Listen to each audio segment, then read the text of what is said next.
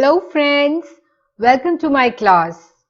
तो चलिए करते हैं शुरू chapter 5 acid bases and salts के साथ। तो आज की क्लास बहुत इंटरेस्टिंग होने वाली है क्योंकि हम बहुत खाने पीने की बातें करने वाले हैं।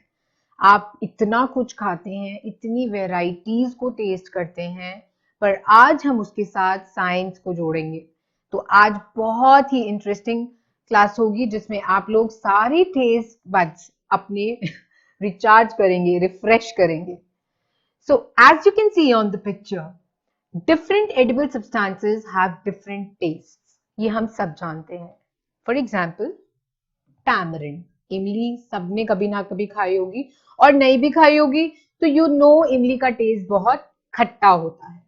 Then I talk about lemon, ये तो सभी यूज करते हैं। Again, taste buds रिफ्रेश करो, खट्टे होते हैं। आई am talking about salt. Salt का एक अपना ही टेस्ट है, राइट, जिसको हम सॉल्टी बोलते हैं। तभी भी कभी भी सॉल्ट के जैसा किसी चीज में टेस्ट आता है तो आप मुझे उसको सॉल्टी बोलते हो। बिटर गॉड, नाम से ही पता चल रहा है कि इसके टेस्ट बड्स कैसे रिएक्ट करेंगे, बिटर, कड़वे। And then you have sugar which is of course going to give you a very very sweet taste. तो ये सब चीजें आपको डिफरेंट टाइप्स ऑफ टेस्ट के बारे में बताती हैं। जो आप अलग अलग चीजें खाते हैं उनमें इनका ब्लेंड होता है या ब्लेंड भी नहीं होगा तो कैटेगोरिकली अलग अलग, कोई स्वीट होगा, कोई सार होगा, कोई सॉल्टी होगा, कोई बिटर होगा। पर हम ये सब चीजें क्यों डिस्कस कर रहे हैं? क्योंकि इसी के बेसिस पे आज के चैप्टर की थीम है which is acid, bases and salts. जब हम किसी भी एडिबल आइटम का टेस्ट जान लेते हैं, हम कनेक्ट कर सकते हैं कि वो कौन सी कैटेगरी में फॉल करता है। फॉर एग्जाम्पल, ऑल सार substances have acids in them. क्या कहने का मतलब है, जितनी भी चीजें खट्टी होती हैं वो सब अपने अंदर एसिड्स कंटेन करती हैं। अब आप डर मत जाना ये सोच के कि ओ माय गॉड हम रोज एसिड्स खा रहे हैं, क्योंकि हमारा परसेप्शन यही है कि अगर वो एसिड्स हैं तो वो हमारी बॉडी के लिए बहुत डेंजरस है। बट रिलैक्स, क्योंकि एसिड्स भी बहुत टाइप्स के होते हैं जो हम आने वाली स्लाइड्स में डिस्कस करेंगे। So for as of now आपको पता होना चाहिए विनेगर, सिरका, जो आप बहुत सारी चाइनीज आइटम्स में यूज करते हो, it contains acid in it. Raw mango, तभी खट्टा टेस्ट आता है कच्चे आम का, उसमें भी एसिड्स होते हैं because that's the reason that खट्टा taste is coming. Lemon, tamarind, जो मैं पहले बता चुकी हूँ, खट्टे होते हैं, इसका मतलब उनके अंदर भी एसिड कंटेंट होता है। Now let's talk about all bitter substances have bases in them. तो ये एक तरह से डिफरेंशिएट करने का तरीका हो गया एसिड और बेसिस का, कि जब भी एसिड्स होंगे वो खट्टे होंगे और जब भी बेसिस होंगे तो वो बिटर होंगे। For example bitter gourd, for example baking soda, for example soap. अब कमिंग हियर टू सोप, आप सोप खाते नहीं हो but the feel and the way you know use a soap tells about its properties। जो दूसरी properties हैं जिससे हमें पता चलता है वो बेस है कि नहीं, leaving aside taste, right? तो ये भी सब हम चीजें आने वाली स्लाइड्स में पढ़ेंगे कि टेस्ट के अलावा और कौन कौन सी चीजें हैं जिसमें एसिड और बेसिस दोनों डिफरेंशिएट होते हैं। So now the word acid comes from the Latin word acere, जिसका मतलब ही सार होता है। इसीलिए ये सब चीजें ज्यादातर आपको सार टेस्ट करती हैं जिनमें एसिड होते हैं। और ये बहुत इंपॉर्टेंट है आपके लिए जानना, for your general knowledge also, कि कौन कौन सी चीजों में कौन कौन से एसिड्स प्रेजेंट होते हैं। और जैसा कि मैंने अभी बताया कि आप घबरा जाओगे सुन के कि ओहो हम तो रोज एसिड खा रहे हैं। नहीं, क्योंकि एसिड्स जो हैं वो भी दो टाइप्स के होते हैं। Organic acids which occur naturally in fruits, vegetables and other living organisms. This gives you an idea कि जो ऑर्गेनिक एसिड्स होते हैं वो बहुत माइल्ड नेचर के होते हैं। इसका मतलब आप उससे ले सकते हो, और ऐसा जरूरी नहीं है कि हर बार एक एसिड आएगा तो वो आपकी बॉडी को हार्म ही करेगा। नहीं, आप सिट्रिक एसिड लेते हो जो ऑरेंज में होता है, लेमन में होता है, एंड आपकी नॉलेज के हिसाब से they are considered to be very healthy. Milk में लैक्टिक एसिड होता है, कर्ड में लैक्टिक एसिड होता है, which is a very good acid for our digestion. So इसीलिए आपको हमेशा एडवाइस किया जाता है, दूध कौन बोलता है दूध नहीं पीना चाहिए, तो दूध में ऑलरेडी लैक्टिक एसिड प्रेजेंट होता है। दही हमारे स्टमक के लिए बहुत अच्छी होती है, हमारे डाइजेशन प्रोसेस को बहुत ईज करती है because of this lactic acid only. इसीलिए दही उस टाइम रेकमेंड की जाती है जब आपका स्टमक अपसेट होता है। So these acids are good for your health. Then I am talking about this imli, raw mango, उन सब में टार्टारिक एसिड होता है। Oxalic acid is present in spinach which you eat. Acetic acid is present in the vinegar you use in your Chinese items or whichever way in your edible food items. So इससे आपको अब पता चलेगा कि हम जो भी edible चीजें रोज खाते हैं और जो हमारे लिए healthy हैं, उन सब में organic acids present होते हैं, which is a mild acidic nature and very beneficial for our body. Now let's talk about the second category of acids which are called the mineral acids. अब जैसा कि मैंने आपको बोला मिनरल एसिड्स के बारे में, मिनरल एसिड्स वो एसिड्स हैं which are produced synthetically in chemical laboratories. So that means they are not naturally present. वो आप synthetically labs में बनाते हो और यही रीजन है वो बहुत स्ट्रॉन्ग होते हैं और आपको उनको जब भी हैंडल करना होता है, you have to handle them with a lot of care. अगर आप स्कूल में हैं तो हमेशा आपके लैब असिस्टेंट की सुपरविजन के अंडर ही आप इनको यूज कर सकते हो. फॉर एग्जाम्पल हाइड्रोक्लोरिक एसिड आप सब यूज करते हो. सल्फ्यूरिक एसिड तो बहुत ही रेयरली मना किया जाता है और अगर कभी जरूरत पड़ती भी है इस लेवल पे तो आपका लैब असिस्टेंट ही आपको सपोर्ट करता है. Students are asked to be away from such kinds of acids. Then you have nitric acid, then you have carbonic acid. ये सब examples हैं mineral acids के. One more thing I'll teach you here about something which is called dilute and concentrated. So what is the meaning of dilute and concentrated? ये मैं specifically mineral acids में पढ़ा रही हूँ क्योंकि आपको पता होना चाहिए जब आप अपनी लैबोरेटरी में जाते हो वहां पे आपके पास जो ये सल्फ्यूरिक एसिड हाइड्रोक्लोरिक एसिड है वो प्योर फॉर्म में कभी नहीं होते. या तो वो डाइल्यूट सल्फ्यूरिक एसिड होगा, डाइल्यूट हाइड्रोक्लोरिक एसिड होगा, या फिर वो कॉन्सेंट्रेटेड सल्फ्यूरिक एसिड होगा, या फिर वो कॉन्सेंट्रेटेड हाइड्रोक्लोरिक एसिड होगा. तो दोनों में डिफरेंस क्या है? डाइल्यूशन का मतलब ये होता है कि हमने इसमें वाटर का कंटेंट ज्यादा रखा हुआ है और एसिड का कंटेंट कम रखा हुआ है, जिसकी वजह से उसका इफेक्ट जो है वो बहुत हार्मफुल ना हो. अगर बच्चों को यूज करना भी होगा तो उनके लिए वो थोड़ा सा सेफ है. लेकिन अगर हम कॉन्सेंट्रेटेड की बात करें ये बहुत हार्मफुल होता है क्योंकि इसमें वाटर का कंटेंट बहुत ही कम होता है, बहुत ही कम, और एसिड कंटेंट ज्यादा होता है. तो ये बहुत ही स्ट्रॉन्ग एसिड होता है. सो स्पेशली जब आप सीनियर क्लासेस में जाते हो 11th-12th में, वहां पे एक्सपेरिमेंट्स में इनकी जरूरत पड़ती है. बट अगेन आई रिपीट, ये सारे एक्सपेरिमेंट्स जो डिजाइन किए जाते हैं they are done under the supervision of your lab assistant because of their strong nature. So this is the category of mineral acids which are harmful for you. Okay, as I said, mineral acids are highly corrosive in nature and can cause high damage. So they are produced synthetically in chemical laboratories and that is the reason you are always asked to stay away. आप हमेशा lab coat where करते हो जब आप इसको laboratory में भी कोई एक्सपेरिमेंट करते हो.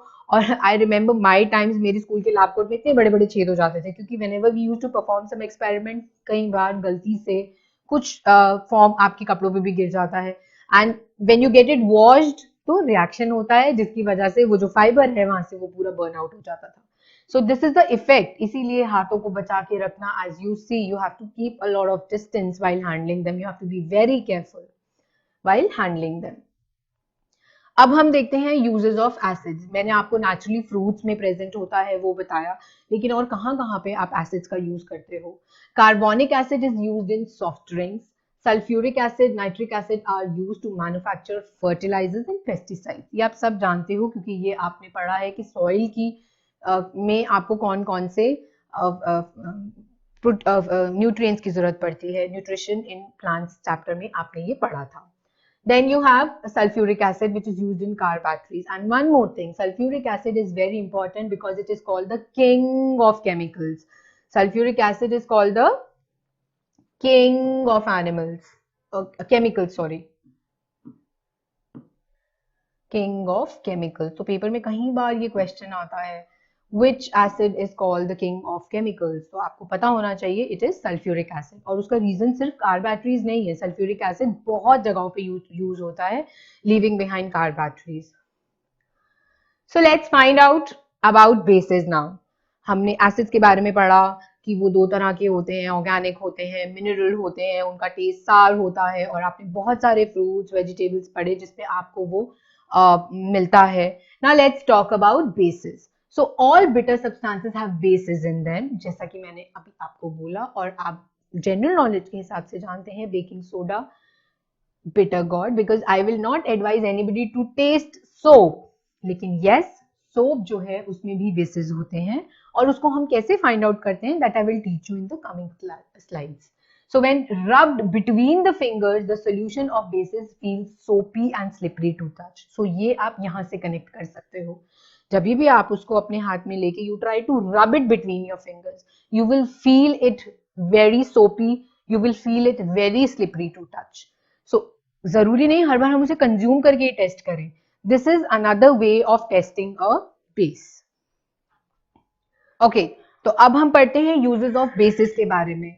So आप देख सकते हैं सोडियम और potassium hydroxide is used to clean the wash basin cleaner. Sodium hydroxide is used to make soaps. Milk of magnesia contains magnesium hydroxide. अब एक बहुत इंटरेस्टिंग चीज है, अगर आपने ऑब्जर्व की होगी, जितने मैंने बेसिस यहाँ आपको पढ़ाए हैं सब में hydroxide hydroxide hydroxide is present because hydroxide refers to a base. So आपको अगर कभी डाउट होता है या आपको लगता है कि ये चीज मैंने नहीं देखी पढ़ी, with the name also you can identify, because if it is an acid उसके पीछे एसिड लगता है, और जब हम बेसिस की बात करते हैं तो हम उसको हाइड्रोक्साइड से रेफर करते हैं. So that also gives you a hint कि हमारे लिए बेसिस कहाँ कहाँ पे यूज होते हैं.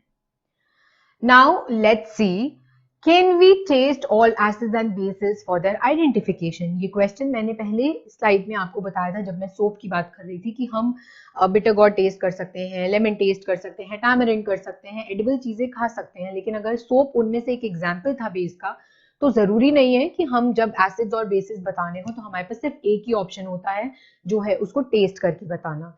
सेकेंड ऑप्शन मैंने आपको दिया था टू फील इट. अगर वो आपको सोपी लगता है, स्लिपरी लगता है, then also it is an indication कि वो एक बेस है. नाउ थर्ड थिंग, क्या ऐसी चीज है जिससे हम डिफरेंशिएट कर सकते हैं एक एसिड और एक बेस के बीच में, and that is a very important parameter which is called indicators. So इसीलिए इंडिकेटर्स प्रोड्यूस किए गए ताकि वो इंडिकेट कर सकें कि ये एक एसिड है या बेस है. लेकिन कैसे? So substances that give a visible sign. So basically it's a visible sign. You don't have to eat, you don't have to taste, you don't have to touch and feel. Usually be a color change. Indicate the presence of absence of a chemical species such as an acid or a base. So basically it's a visible sign. Color change.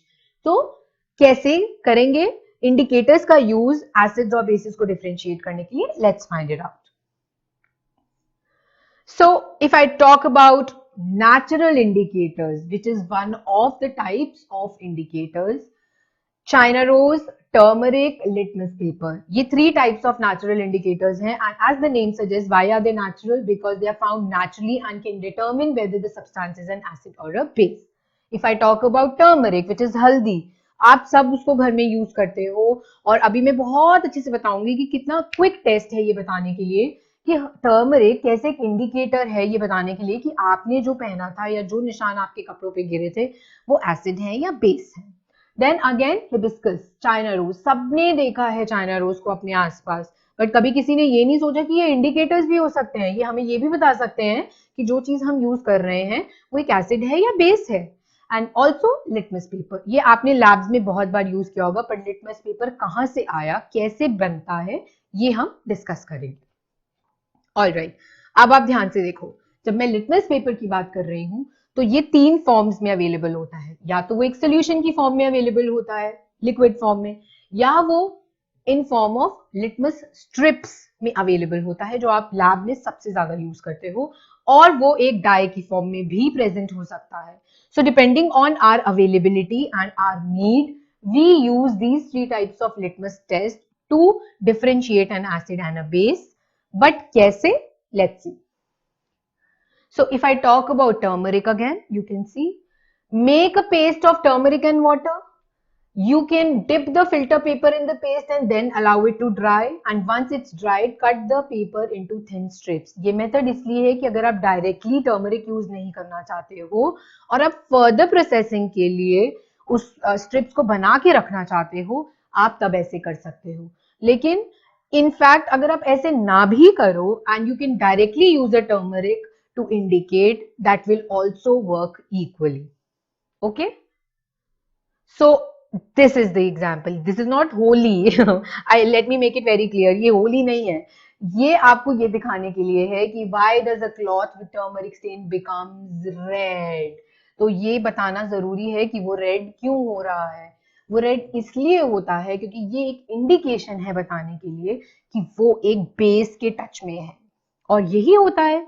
अब आप सोचो कैसे पता चलेगा, क्योंकि अभी आपने पिछली स्लाइड में पढ़ा था सोप्स में बेस होता है, राइट? तो जो सोप है वो एक बेस का एग्जाम्पल है। तो जब आप कपड़े धोते हो तो आपके कपड़ों में ऑलरेडी बेस ऐड होता है। तो जब मैंने कपड़े पहने, मेरे उस पे हल्दी के स्टेन्स आए, खाना खाते हुए हल्दी करी गिरी जिसमें हल्दी होती है, आप उसको वॉशिंग में डाल देते हो। तो यूजुअली क्या होता है, आप एक बेस ऐड कर रहे हो। यस, तो जैसे ही वो बेस इस स्पॉट के ऊपर ऐड होता है, उसका कलर रेड हो जाता है, जिससे इंडिकेशन मिलता है कि सोप एक बेस है। So this is how it's a visible sign of testing acids or bases. Now let me talk about China rose indicator. हमने तो सिर्फ फूल देखा था, पर फूल से इंडिकेटर कैसे बना देखते हैं। So हम क्या करते हैं, petals are separated and warm water is added, keep aside for some time. आप देख रहे हो हमने वार्म वाटर में पेटल्स को रखा and we have kept it for some time. थोड़ी देर बाद आप देखोगे coloured solution is filtered and collected in the test tube, क्योंकि आपको ये दिखेगा because of the colour which is there. Actually role तो सारा कलर का ही है जो उसके पेटल्स में है, वो वाटर कलर्ड हो जाता है।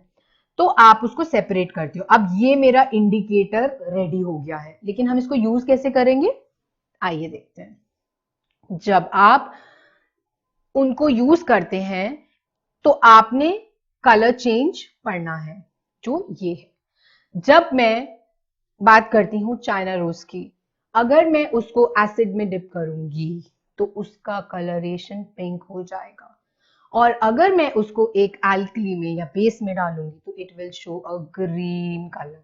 सो ये हमारे विजिबल इंडिकेशंस है जो हमें बताते हैं कि किस तरह से हम इन सब इंडिकेटर्स को यूज करते हैं।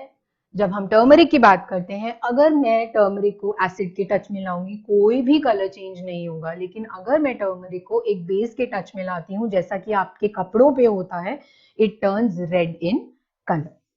यही कहानी जाती है लिटमस पेपर को, जिसके बारे में आपने पढ़ा था कि आपने एक रेड स्ट्रिप देखी थी, आपने एक ब्लू स्ट्रिप देखी थी। तो जब हम इस रेड लिटमस पेपर को एक एसिड में डालते हैं, कोई कलर चेंज नहीं होता। इसका मतलब ये निशानी है कि अगर कोई कलर चेंज नहीं हो रहा तो वो एसिड तो नहीं है। तो क्या हो सकता है, अगर वो ब्लू में चेंज होगा तो इसका मतलब वो एक बेस है। और अगर मेरे पास ब्लू लिटमस पेपर है और मैंने उसको एक एसिड में डिप किया तो कलर रेड आ जाएगा, और अगर वो बेस होगा तो कोई कलर चेंज नहीं होगा। इसका मतलब ये विजिबल इंडिकेशंस आपको हेल्प करेंगी नेचुरल इंडिकेटर्स कैसे एसिड्स और बेसिस को टेस्ट करते हैं। अब हम बात करते हैं सिंथेटिक इंडिकेटर्स की, वो क्या होते हैं। जैसा कि मैंने आपको पहले बताया, सिंथेटिक इंडिकेटर्स का मतलब है जो हम लैब में प्रिपेयर करते हैं। टर्मरिक आपको नेचर से मिलती है, लिटमस पेपर आपको नेचर से मिलता है, और आपने चाइना रोज पढ़ा, वो भी आपको नेचर से मिलता है। लेकिन फिनोफ्थलीन की बात करें और अगर हम मिथाइल ऑरेंज की बात करें, ये दोनों हमारे सिंथेटिक इंडिकेटर्स हैं। इसका मतलब they are prepared in the laboratory. हम इसको कभी भी नेचर से डिराइव नहीं करते, इनके पीछे केमिकल प्रिपरेशंस का यूजेज है, केमिकल फॉर्मूलाज का यूजेज है। एंड दैट इज वाई जब भी आप फिनोफ्थलीन को एसिडिक सोल्यूशन में डालोगे, you see there is no colour change, it is as it is. So and if it is a base, just check the colour change to pink. So मतलब जब भी मुझे एसिड और basis में differentiate करना, मेरे पास फिनोफ्थलीन है, मैं उसको दो सॉल्यूशंस में डालूंगी, तो अगर वो बेस होगा तो वो पिंक कलर शो करेगा, और अगर वो एसिडिक होगा तो नो कलर चेंज शो करेगा। अगर मैं मिथाइल ऑरेंज की बात करती हूँ, एसिडिक सोल्यूशन में it will turn red in colour, and in terms of a base it will be yellow. ये बहुत इंपॉर्टेंट लॉजिक है, क्योंकि पेपर में जब आपके प्रैक्टिकल एग्जाम्स होते हैं तो जो टीचर है वो आपको सैंपल ए सैंपल बी करके सब्सटेंसेस देगी. She will not disclose, you have to find out which is an acid and a base. So उसके लिए जो मैंने अभी आपको टेबल दिखाया था, that was very very important. As you can see in this table, I have taught you about red litmus, blue litmus, China rose, turmeric. Now I am talking about methyl orange and phenolphthalein, जो मैं अभी आपको screen पे दिखा चुकी हूँ. So in methyl orange, if it is acid, the color will change to red, and if it is an base, it will turn to yellow. And phenolphthalein, it will remain colorless if it is acidic, and if it is an alkali, it will change pink in color. ये table बहुत अच्छे से याद कर लेना, क्योंकि इसमें सारे कॉन्सेप्ट्स की समरी है. So let me take you back to the types of indicators we have studied today. Natural, जिसमें हमने तीनों को पढ़ा और कैसे हम इनको यूज करेंगे वो भी मैंने आपको समझाया. फिर हमने सिंथेटिक इंडिकेटर्स के बारे में पढ़ा, phenolphthalein and methyl orange. I know बच्चों को इनके प्रोनाउंसिएशन में बहुत प्रॉब्लम होती है क्योंकि स्पेलिंग लर्न नहीं होते. So it will take a little time, but keep pronouncing phenolphthalein and methyl orange. Then you have olfactory. It is related to your nose. So इसका कुछ लेना देना नहीं है केमिकल से या किसी और हिस्ट्री से. It's just how you smell it, right? So आपकी गट फीलिंग है, क्योंकि कभी कभी जब आपको एसिड और बेसिस में डिफरेंशिएट करना होता है, you just use your nose, and most of the times हम घर में यही करते हैं. अगर हमें कोई ब्लाइंड फोल्ड कर दे तो हम अपनी स्मेलिंग पावर से ही चेक कर लेते हैं कि ये क्या है, इसमें से कौन सा टेस्ट आ रहा है, स्मेल आ रहा है. So that is the third category, olfactory. ये आपकी टेक्स्ट में हो ना हो, but it is just for your general knowledge. Now after this, a very important concern children, and that is called acid rain. मैं क्यों इस बारे में बात कर रही हूँ, क्योंकि आप समझ सकते हो रेन सब इंजॉय करते हैं. इट्स अ प्लेजर बिकॉज आपका वेदर चेंज हो जाता है, प्लेजेंट हो जाता है, एंड यू नो उसकी कितने एडवांटेजेस हैं. आपका जो क्लाइमेटिक चेंजेस हैं, जो आपका वाटर साइकिल है, सब में रेन्स बहुत ज्यादा बूम करती हैं. लेकिन एसिड रेन के बारे में क्या ये डिजायरेबल है या अनडिजायरेबल है? क्योंकि नाम से पता चल रहा है, since it's containing acid, it sounds it is not good. And yes, it is true. It's any form of precipitation such as rain or snow that contains high levels of acids. So आप ये सोचो, इसका मतलब high levels of acids आपके ऊपर गिर रहे हैं. What is going to happen to you in such situations? It is going to be terrible. क्यों? और ऐसा क्यों होता है? ऐसा इसलिए होता है because on the land आपने देखा है कि everyday basis lot of pollutants are released into the air, into the atmosphere. तो वो सब जितने भी आप कार्बन डाइऑक्साइड है वो कार्बोनिक एसिड में चेंज होता है, सल्फर डाइऑक्साइड है वो सल्फ्यूरिक एसिड में चेंज होता है, नाइट्रोजन डाइऑक्साइड है वो नाइट्रस एसिड में कन्वर्ट हो जाता है, और ये सारे एसिड्स जब ऊपर जाके क्लाउड्स बनाते हैं तो उसी की रेन होती है, राइट? अगर आपने हिस्ट्री पढ़ी होगी थोड़ी बहुत तो आपने देखा होगा किस तरह से ताजमहल का जो कलर है that has changed from pure white to a little brownish layer, जो कोटिंग उसके ऊपर आती है. और वो घर के मार्बल्स में भी होता है एट टाइम्स. अगर आपने कभी देखा होगा कि आपने अपने इन्वर्टर की बैटरीज वहां रखी हैं मार्बल पीस के ऊपर, because that acid starts reacting on the pure piece of marble. So in other words, health wise it's harmful, plus you know it's just bringing the level of your heritage properties, monuments down to some other level. So that is why, और इन सब का root cause क्या है? Pollution. Because ये सब affluence pollution के हैं जिससे आपको एसिड रेन प्रोड्यूस होती है and it starts falling on people. So children, in today's class I have covered all about acid, bases, salts, and also the indicators which help us to identify and differentiate between which is an acid, which is a base. So let's start with neutralization, which is the solution or not the solution. Let's find out.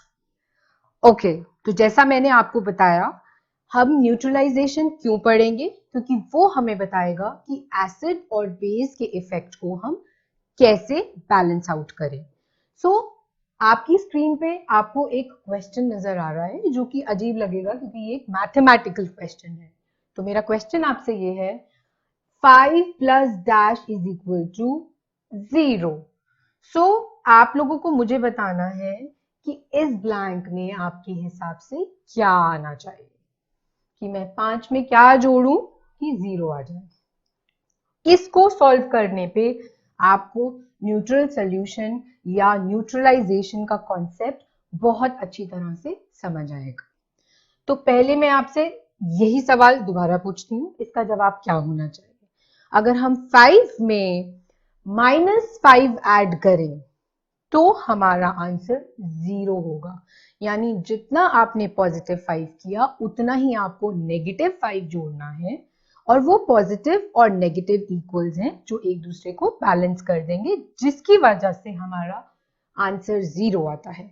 और यही concept हम अपने solutions में लगाते हैं, जहां पे हम equal amounts of acid, equal amounts of basis को ऐड कर देते हैं, और उससे हमें क्या मिलता है? एक सॉल्ट जो कि न्यूट्रल इन नेचर होता है। ना ही वो पॉजिटिव नेचर का होता है, ना ही वो नेगेटिव नेचर का होता है, या फिर ना ही वो एसिडिक होता है, ना ही वो बेसिक होता है। और उसके साथ साथ वाटर रिलीज होता है, हीट रिलीज होती है, and this is how a neutral solution is form. That means it's a balanced solution. आप इसको ना एसिड बोल सकते हो, ना बेस बोल सकते हो। The nature of this solution will always be neutral, जो रिप्रेजेंट करता है हमारा ड्रिंकिंग वाटर। जो भी पानी हम पीते हैं वो न्यूट्रल इन नेचर होता है, तभी वो सारी बॉडी टाइप्स को सूट कर जाता है। Alright, so let's see what is a neutralization reaction. The reaction between acid and base producing salt, water and heat is called a neutralization reaction. अब एक बहुत अच्छा एग्जाम्पल है, मैंने जैसे वाटर आपको बहुत क्रूड फॉर्म में बताया कि वाटर था, या अगर हम एसिड और बेस को मिलाते हैं तो हमें एक सॉल्ट मिलता है, और साथ साथ वाटर और हीट प्रोड्यूस होती है। अब मैं केमिकल्स को लेके न्यूट्रलाइजेशन रिएक्शन बताती हूँ।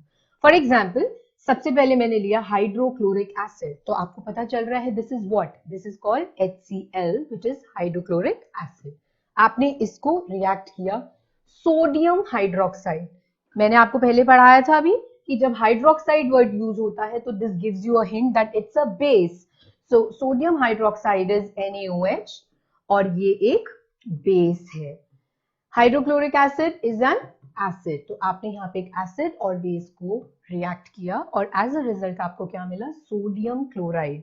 What is sodium chloride? It's called NaCl, which is nothing but a salt, जो आपने पढ़ा। और उसके साथ साथ क्या रिलीज हुआ? वाटर और हीट, जो कि आपने अपनी डेफिनेशन में पढ़ा है। So it is very clear कि जब भी एक एसिड एक बेस के साथ इक्वल अमाउंट्स में रिएक्ट करता है, a salt is formed which is neutral in nature. And students, to your knowledge, do you know what is sodium chloride? जो मैं सोडियम क्लोराइड यहाँ पे फॉर्म कर रहे हैं, ये क्या है? ये वो नमक है जो आप रोज खाते हो। सो इसका मतलब वो भी सब बॉडी टाइप्स को सूट करता है because of its neutral nature.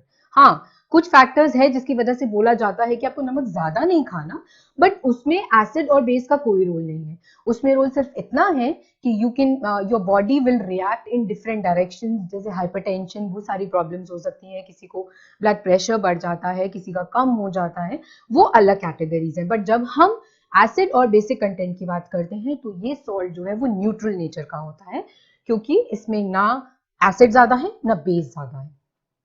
और ये इंडिकेटर्स मैं आपको इसलिए दिखा रही हूँ, इफ यू रिमेंबर मैंने आपको अभी पीछे पढ़ाया था कि methyl orange which is a synthetic indicator, जब आप उसको किसी भी एसिड या बेस या सॉल्ट सॉल्यूशन में डालते हैं तो उसके कलर चेंजेस होते हैं, जिससे आप जज कर सकते हो कि वो एक एसिड है, बेस है या एक सॉल्ट है। तो अगर वो सॉल्ट होगा तो that means it's neutral in nature. So question is the salt acidic, basic और न्यूट्रल? हम सॉल्ट का नेचर कैसे चेक करें? मैं आंसर बता चुकी हूँ, बट फिर भी हमने इंडिकेटर यहाँ पे मिथाइल ऑरेंज यूज किया ये चेक करने के लिए। और जब हमने ये किया तो हमने देखा इंडिकेटर का कलर ऑलरेडी क्या है? ऑरेंज। यस। और जब हमने उसको एसिड में डाला तो उसका कलर क्या हो गया? रेड। और जब वो बेस में जाएगा तो उसका कलर हो जाएगा येलो।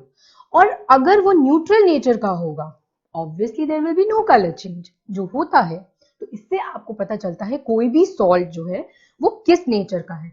अगर मिथाइल ऑरेंज डालने पे वो रेड शो करेगा तो वो एसिडिक नेचर का हुआ, अगर वो येलो कलर का होगा तो वो बेसिक नेचर का हुआ, और अगर कोई कलर चेंज नहीं होगा, मींस आपने ऑरेंज डाला और वो आपको ऑरेंज ही मिलेगा, वो वैसे ही रहा, that means it's neutral salt.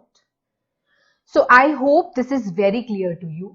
इसीलिए ऑन दिस कैटेगरी हम सॉल्ट्स को भी 3 तरह में डिवाइड करते हैं। It can be neutral, it can be acidic और इट कैन बी बेसिक। अभी तक जो मैं आपको पढ़ा रही थी वो न्यूट्रल सॉल्ट्स थे, क्योंकि उसमें एक स्ट्रॉन्ग एसिड और एक स्ट्रॉन्ग बेस मिले हुए थे, जिसका आउटपुट क्या आता है, कोई भी ऊंचा नहीं है, दोनों बराबर है। तो वो ना ही एसिडिक की कैटेगरी में आएगा ना बेसिक की कैटेगरी में आएगा, राइट? लेकिन जब हम एसिडिक सॉल्ट की बात करते हैं, इसका मतलब जब हम एसिड और बेस को मिला रहे थे तो बराबरी नहीं हुई, उसमें एसिड का जो लेवल है वो लिटिल स्ट्रॉन्गर था बेस से। आप देख सकते हैं बिकॉज बेस जो है वो वीक है। और जब मैं बेसिक सॉल्ट की बात करती हूँ, इसमें बेस जो है हमारा वो थोड़ा सा ऊपर है एसिड कंटेंट से, जिसकी वजह से जो ओवरऑल सॉल्ट का नेचर होगा वो बेसिक होगा। सो आपके लिए ये बहुत इंपॉर्टेंट है जानना कि जो कॉम्बिनेशन एसिड और बेस का है वो किस लेवल का है। अगर वो बराबर लेवल का होगा तो आपके पास न्यूट्रल सॉल्ट आएगा। अगर उसमें से आपका एसिड ज्यादा स्ट्रॉन्ग होगा बेस से, तो कॉम्बिनेशन का जो रिजल्ट होगा, जो हमारा सॉल्ट बनेगा, वो एसिडिक नेचर का होगा। और सिमिलरली बेसिक में बेस का नेचर ज्यादा होगा as compare to the acid. So kids, I hope this makes you very clear about neutralization reaction. अब हमारे लिए समझना ये बहुत जरूरी है कि ये जो लॉजिक हमने न्यूट्रलाइजेशन का पढ़ा है उसका हमारा रियल लाइफ में क्या यूज है, हम उसे कहाँ यूज करते हैं और कहाँ फंडामेंटली वो हमारी हेल्प करता है।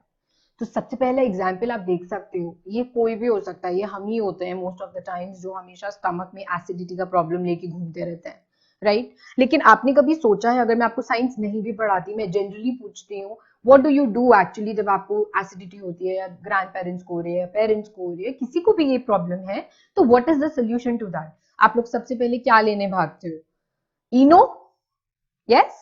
और आपने कभी इनो को पानी में डाल के देखा है? Lots of bubbles which start coming out. It's not Eno, कुछ लोग डाइजीन पीते हैं, पर हमने कभी ये नहीं सोचा कि ऐसा क्यों कर रहे हैं। सो मैं आपको क्लियर करती हूँ, एक्चुअली आप समझ तो गए होंगे लेकिन अब आप इजीली उसको रिलेट कर सकते हो न्यूट्रलाइजेशन के साथ। जब आपकी बॉडी में बहुत सारा एसिड प्रोड्यूस होना शुरू होता है जिसकी वजह से आपको प्रॉब्लम होती है, and that is called indigestion, right? तो इस केस में जैसा मैंने आपको अभी क्लियरली बताया, एसिड प्रोडक्शन बहुत ज्यादा हो रहा है, तो मेरा काम क्या बनता है साइंस को अप्लाई करने का? जब एसिड ज्यादा हो रहा है तो अगर मैं उस एसिड को ज्यादा करने की बजाय उसमें उतना ही बेस ऐड कर दूं, एसिड तो ऑलरेडी ज्यादा है, मैं उसके साथ अगर उतना ही बेस मिला दूंगी तो क्या होगा? वो बैलेंस आउट हो जाएगा। जितनी वो प्रॉब्लम दे रहा था आपको बढ़ते टाइम, वो सारी प्रॉब्लम कर्व हो जाएगी, क्योंकि वो दोनों बैलेंस हो जाएंगे और आपके पास एक सॉल्ट आ जाएगा जो हार्मलेस होता है। और यही हम करते हैं, जैसा मैंने बताया, एंटा एसिड्स का यूज होना, जो आप इनो से लेते हो, जो आप डाइजीन से लेते हो, milk of magnesia is a perfect example to say that.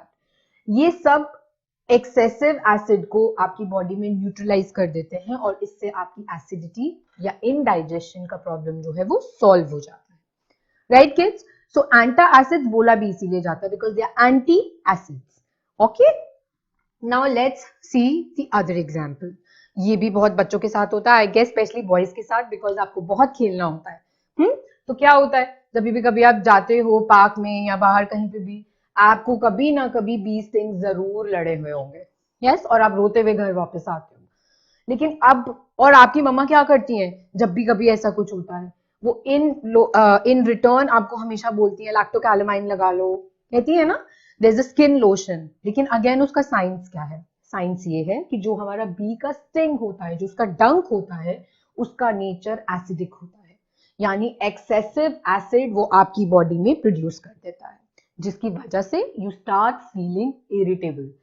और साइंस लगाते हैं, अब मेरे पास एसिड कंटेंट ज्यादा है, मैं साइंस लगाऊंगी और मैं इस ज्यादा कंटेंट को बेस के साथ न्यूट्रलाइज कर दूंगी, ताकि जो भी इफेक्ट एसिडिटी का आ रहा था वो नॉर्मल हो जाए।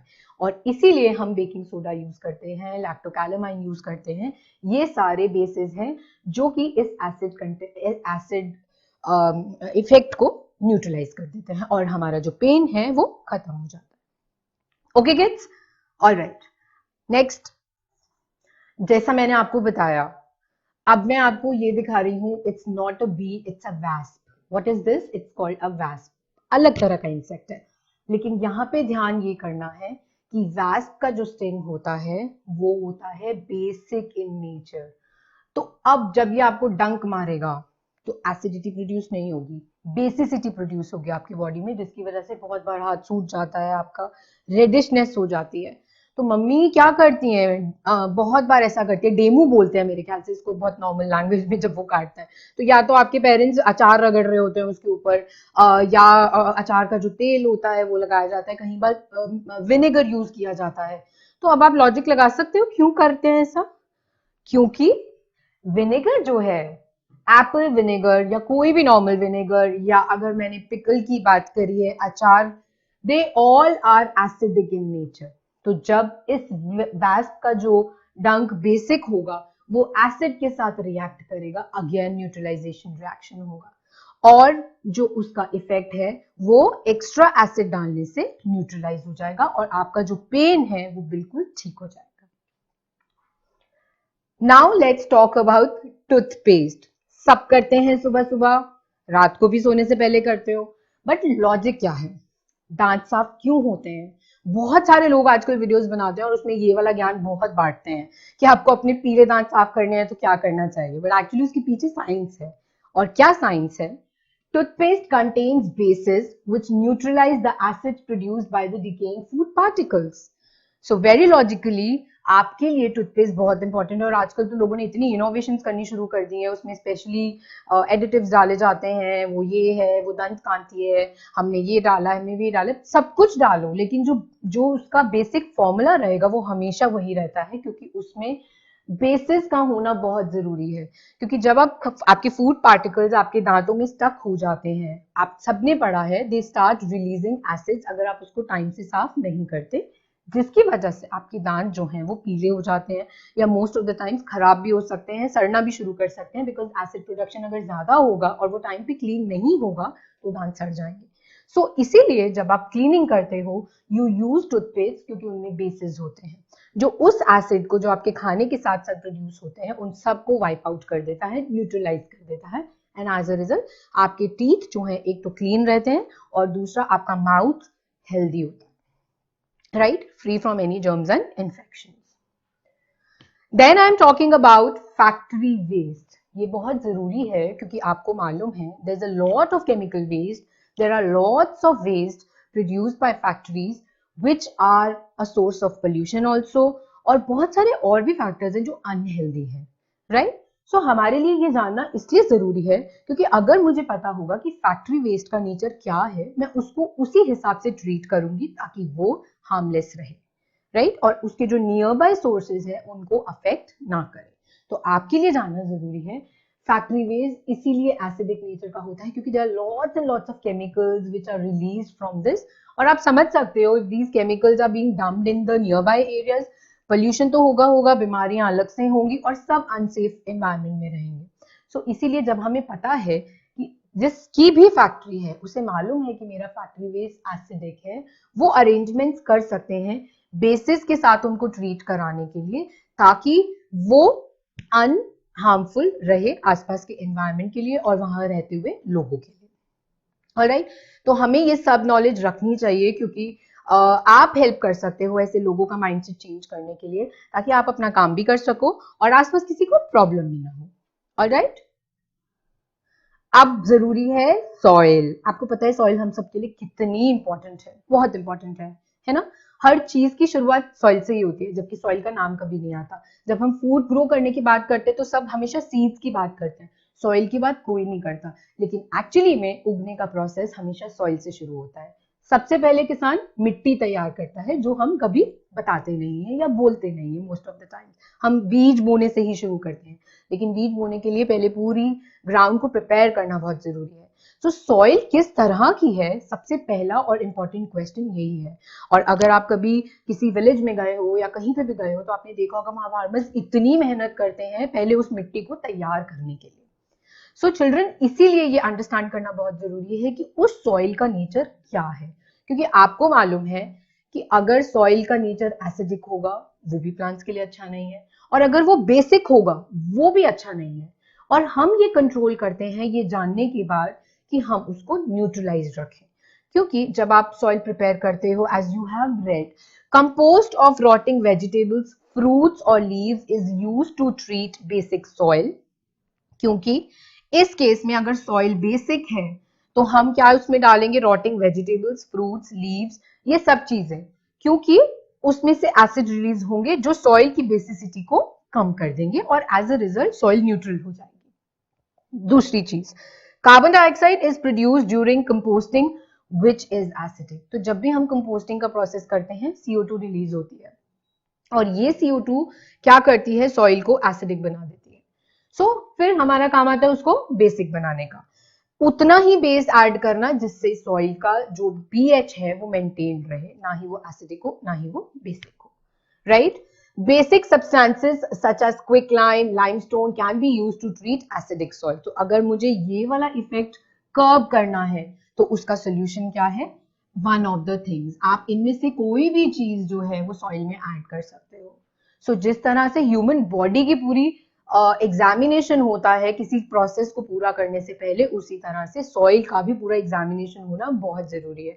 क्योंकि अगर वो एसिडिक होगी या वो बेसिक होगी, आपकी सारी मेहनत बेकार जाएगी। अगर आप एक गलत सॉइल में अपना इरिगेशन स्टार्ट करोगे या उसी सॉइल में आप सीड्स को सो करना या अपना प्लांटेशन करना शुरू करोगे, सारी मेहनत जीरो हो जाएगी, क्योंकि सॉइल ही ठीक नहीं है। तो आप जितनी मर्जी मेहनत करो, बाद में जितना मर्जी खर्चा करो, it will all be a waste.